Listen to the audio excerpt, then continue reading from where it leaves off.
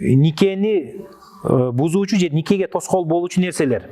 Адал жана нике кыюуга адал болгон жана арам болгон аялдар жөнүндө өтөбүз. 19-madde.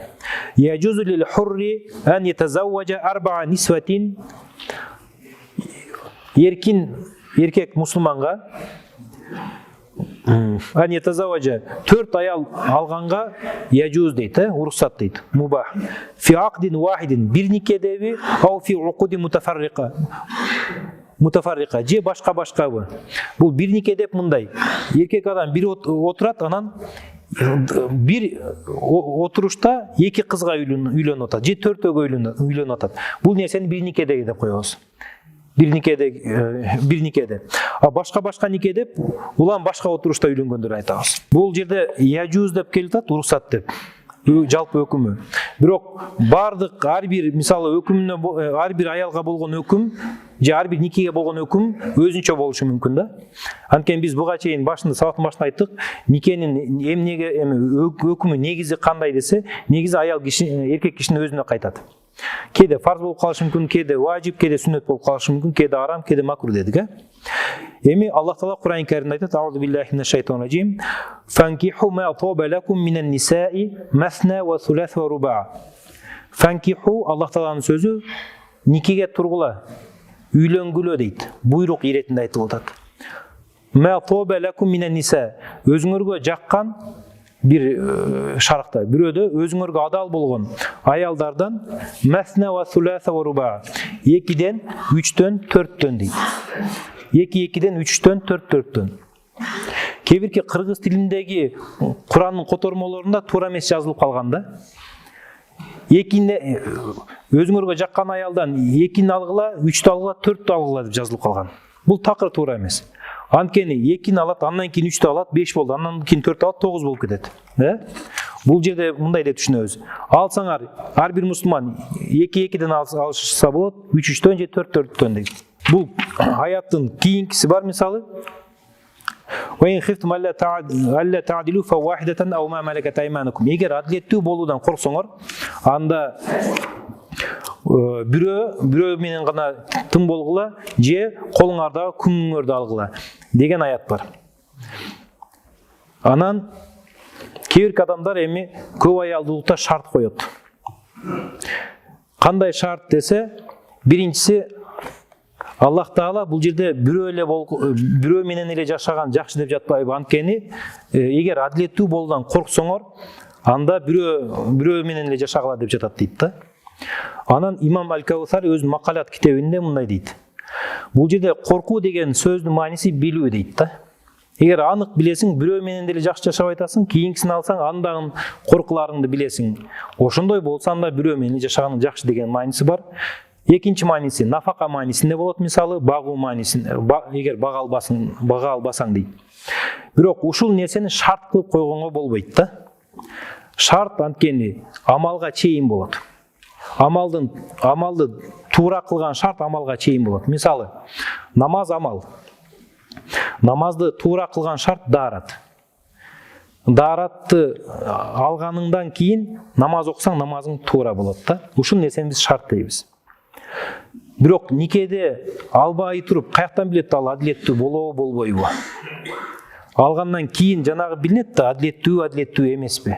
Ошон үчүн баштатан ушул жерди мисалы биздин алымдар шарт катары кабыл албайт. Эгер адилеттүү болсоң гана аласың деген. Анткени болобу, болбойбу билбейт.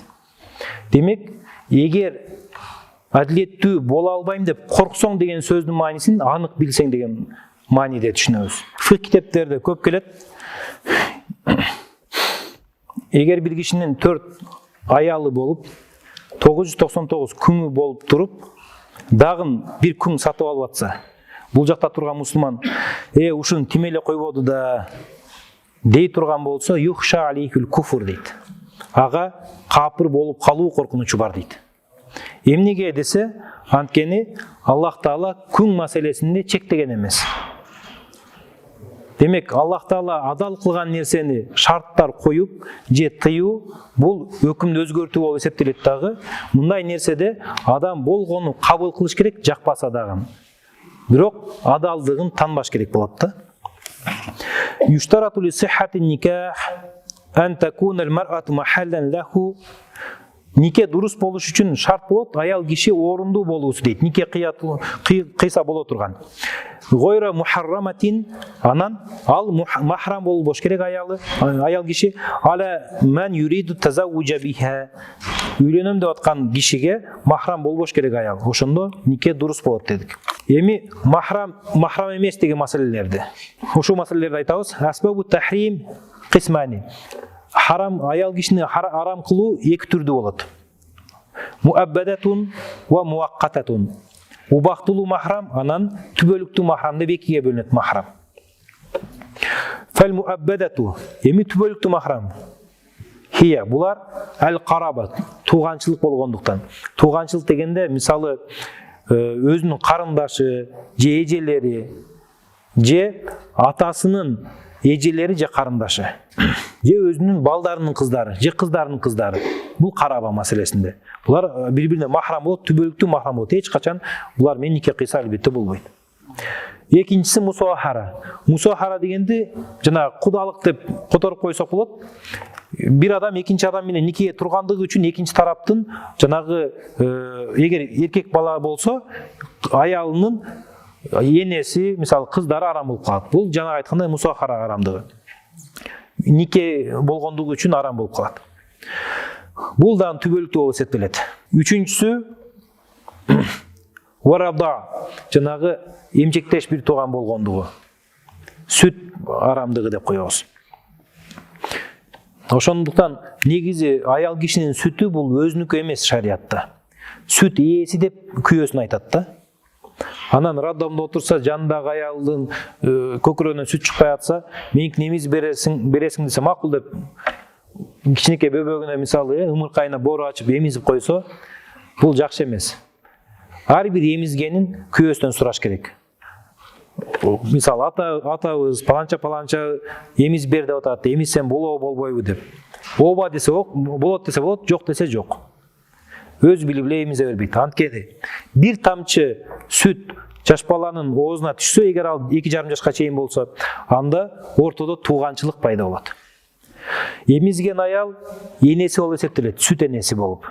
Эмизген аялдын бардык балдары жанагы балага бир тууганы болуп калат. Ошондуктан жолугу жок деле жүрө берсе болот, мисалы. Эмчектеш эненин кыздары. Анан эмизген аялдын эжеси эмген кичинекей баланын тай эжеси болуп калат. Ушундай сыяктуу толук эле эненин өкүмүн алат. Бирок бул эмген баланын башка бир туугандарына бул аялдын балдары арам эмес, анткени эмген эмес. Бир аз татал да өтөбүз иншалла, окуйбуз бул нерсени. Демек, түбөлүктүү махрам бул 3 түрдүү болду. Биринчиси эмне болду? Караба, тууганчылык.